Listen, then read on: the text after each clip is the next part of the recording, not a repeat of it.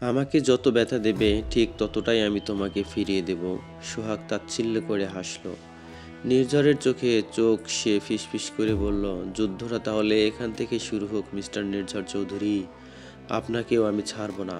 নির্ঝর কিছু বলল না, শুধু ঠোঁটের কোণে একটা বাঁকি হাসি ফুটিয়ে তুলল।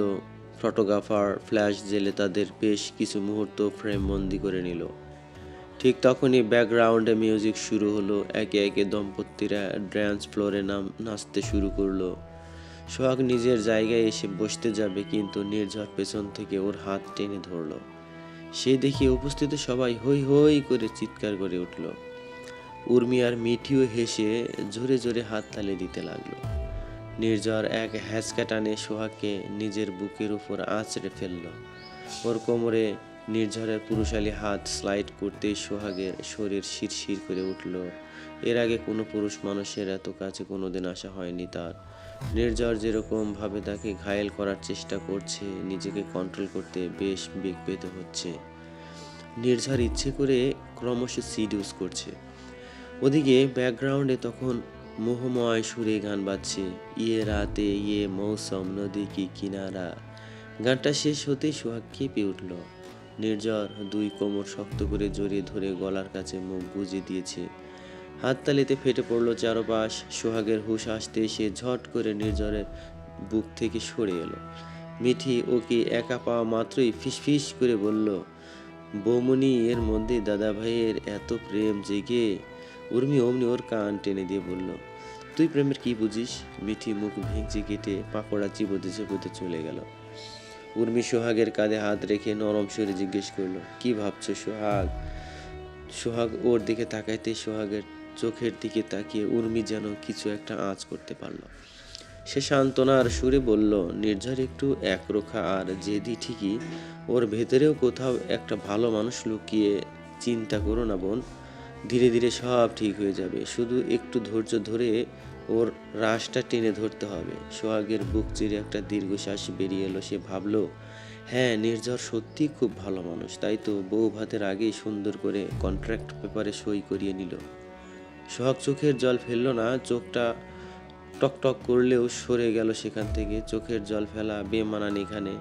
এমন একটা জঘন্য মানুষের জন্য তার দামি চোখের জল সে একেবারে ফেলবে। আজ একজনের কথা তার বড্ড মনে আছে, অরণ্যদা। অরণ্যদা তাকে বলেছিল, চোখের জল খুব দামি জিনিস সোহাগ, এগুলো এক একটা মুক্ত। এই মুক্তগুলো কখনো উলবনে ছড়াতে নেই। তুই কাঁদবি শুধু সুখে, মনে রাখিস দুঃখ কখনো তোর বাড়িতে আসবে না। সোহাগ তখন অবাক চোখে চেয়ে বলতো, কেন অরণ্যদা, দুঃখ কেন আসবে না? অরণ্য হাসতো আর বলতো, কারণ দুঃখকে তোর বাড়ির ঠিকানায় জানবে না। তোর সংসার হবে সুখের ইট দিয়ে তৈরি। সেই প্রাসাদে দুঃখ প্রবেশ করলেও সে সুখ হয়েই ঢুকবে। সোহাগ তখন বুঝতো না সেসব কথার মানে। আজ পুরনো স্মৃতি মনে পড়তেই ওর বুকটা চিনচিন করে উঠল। বিড়বিড় করে বলে উঠল, আমার বাড়ি সুখের ইট দিয়ে গাঁথা হবে বলেছিল অরণ্যদা, কিন্তু দেখো দুঃখের ইট দিয়ে গাঁথা হলো। এখন সুখের হাওয়া দুঃখ হয়ে আমার গলা টিপতে আসে। তুমি কোথায়, কেন হারিয়ে গেলে এভাবে? স্বার্থপর, সবাই স্বার্থপর অরণ্যদা। তুমিও। নিউ ইয়র্ক শহরের বিশাল বড় অ্যাপার্টমেন্টে ঢুকলো অরণ্য। ওর পিছু পিছু ঢুকলো লীনা নামের একটি মেয়ে। অরণ্যর চোখে মুখে খুশির ঝিলিক থাকলেও লীনা বেশি বিমর্ষ। লিফটে উঠেই অরণ্য লীনার দিকে তাকিয়ে ইংরেজিতে উচ্ছ্বসিত গলায় বলল, লীনা, সে নিশ্চয়ই এগুলো পছন্দ করবে না, তাই না? তোমার চয়েস সত্যি চমৎকার। Thank you. লীনা একটা মলিন হাসি দিয়ে ইংরেজিতে উত্তর দিল, ধন্যবাদ দেওয়ার জন্য কিছু নেই। আর আমি আর কোথায় পছন্দ করলাম? তুমি তো পছন্দ করলে। বাই দ্য ওয়ে, সে মেয়েটিকে খুব লাকি অরণ্য যে তোমাকে পেয়েছে। অরণ্যর ঠোঁটে প্রশান্তের হাসি ফুটে উঠল। সে বলল, তুমি জানো লীনা, আমি নিজেও খুব লাকি মনে করি। ইন্ডিয়া ব্যাক করে তোমাকে ভিডিও কলে সোহাগকে দেখাবো।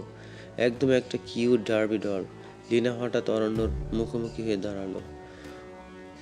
ধরা গলায় জিজ্ঞেস করলো, অরণ্য, আর আমাকে আমাকে তোমার কেমন লাগে? অরণ্য থমকে গেল।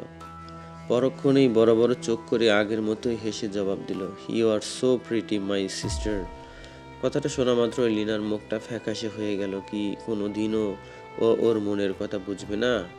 আজ সে দূর দেশের মেয়েটার জন্য ওর ভীষণ হিংসে হচ্ছে।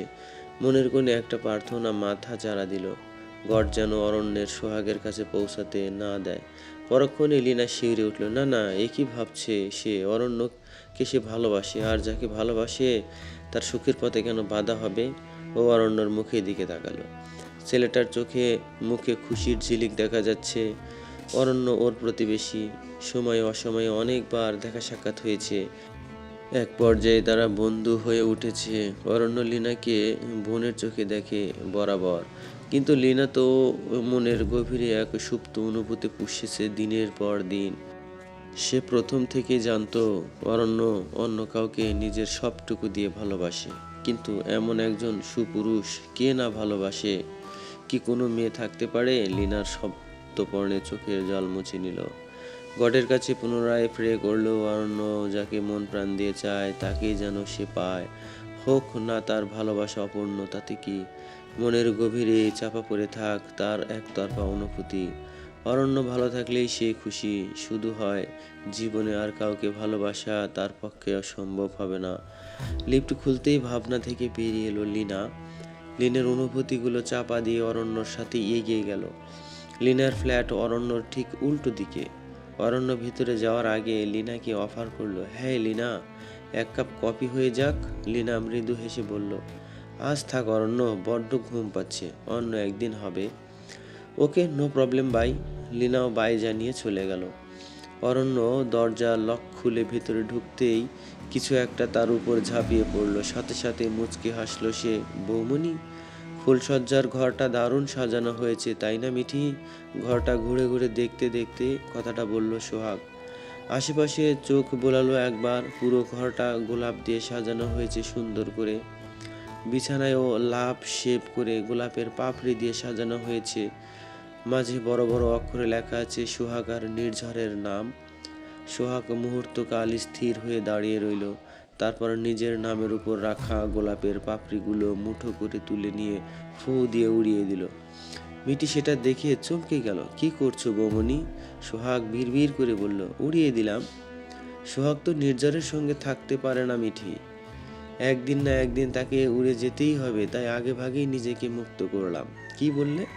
মিঠি আবারও জিজ্ঞেস করতে সোহাগের হুঁশ ফিরল। সে বলল, এমনি, আমার চোখে তো কাঁটা ঠুকছে, কোথাও ফুল দেখছি না মিঠি, তাই ছুঁয়ে দেখলাম কাঁটা লাগছে কিনা। মিঠি কিছু বলতে পারল না। কি বা বলবে সে? বয়সে তার সম্পর্কে সে অনেক ছোট। এখানে কোনো কথা বলা সাজে না। এর মাঝে বাড়ির আরো কয়েকজন হুল্লোড় করতে করতে ঘরে ঢুকলো। ফটোগ্রাফার এলো আরো কয়েকটা ছবি তোলার জন্য। সব আনুষ্ঠানিকতা শেষে বড় মা এক গ্লাস দুধ নিয়ে ঘরে ঢুকলেন। তারপর সকলের উদ্দেশ্যে বলে উঠলেন, বাইরে যা। এই সবাই যা, যে যার ঘরে। অনেক রাত হয়েছে। কেউ যেতে না চাইলেও বড় মা ধমকের শুনে বাধ্য হলো। বড় মা দেখলেন বিছানায় সোহাগ আকাশি রঙের একটা বেনারসি পরে ফুলের গহনায় মুড়ে বসে আছে। ভীষণ মিষ্টি দেখাচ্ছে তাকে। মনে হচ্ছে স্বর্গ থেকে কোনো অপ্সরা ভুল করে নেমে এসেছে মর্তে। বড় মা ওর থুতনি ধরে চুমু খেয়ে বললেন, তোমাকে অনেক সুন্দর দেখাচ্ছে সোহাগ। কারো নজর না লাগে। সোহাগ কিছু বলল না, মূর্তির মতো বসে রইল। বড় মা গ্লাসটা এগিয়ে দিয়ে বললেন, নির্ঝর এলে এটা ওকে দিও কেমন? সোহাগ শুধু মাথা নাড়ালো। বড় মা উনি যাওয়ার আগে একবার সোহাগের মাথায় হাত বুলিয়ে চলে গেলেন। সোহাগ বসে রইল হাঁটু মুড়ে, হাঁটুতে মুখ গুজে। ঘড়িতে রাত 1টা। নির্ঝর এখনো এসে পৌঁছায়নি। সোহাগ স্বস্তির নিঃশ্বাস ফেলল। সে জানতো নির্ঝর আসবে না। সত্যি কি নির্ঝর আসবে না? কি হবে এরপর?